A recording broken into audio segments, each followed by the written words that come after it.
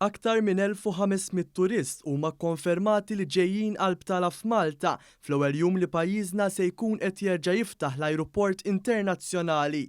Żvela dan ma' dan l-istazzjon il-Kap Eżekuttiv tal-Awtorità Maltija għat-Turiżmu Johann Buttigieg fejn spjega li dan in-numru ta' turisti li ġejjin pajjiżna minn madwar 15-il post fl-ewwel ta' Lulju mistenni jitlaq għal madwar 3000. Fl-ewwel ġurnata nafu s'issa li għandna fuq minn 1500 turist li se jiġi lejn Malta, possibilment daw jitilgħu għal iktar minn 3000 turist, u allura irdu nkunu preparati. Qegħdin naħdmu ħeltna kollha biex flimkien mat-tour operators, flimkien mal-lukandiera, flimkien mal-booking platforms nagħtu l-Malta dak l-impetus li għandha bżonn biex inġibu t-turisti lejn Malta. Johann Buttigieg saħaq li dan huwa bidu tajjeb għat-turiżmu Malti wara li dan is-settur ħadaqqa kbira minħabba l-pandemija. Huwa bidu tajjeb ħafna, ġifieri ma konniex qed nistennew li attwalment fl-ewwel ġurnata propju ikollna incoming flights b'dal-volum.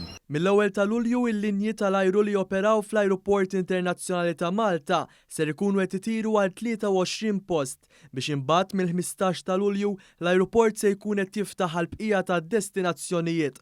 Il-linja nazzjonali tal-ajru l-Malta kienet ħabbret li ser tkun qed tiftaħ 12 destinazzjoni ġdida l beħ biex bekk dan is-sajf se tkun qed ittielet 22 ajruport. Mill-15 ta' Lulju wkoll il-linja tal-ajru se tibda tib mod kummerċjali lejn Amsterdam, Brussell, Milan, Londra, Lisbona, Madrid, Palermo u Pariġi.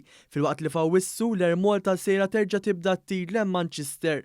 Min-naħa l-oħra f'dan il-jum storiku għal Malta, 31 kamra tan-nar ser ikunu qed jagħtu spettoklu tan-nar tal-ajru li se jixelu is-sema f'Malta u f'Għawdex.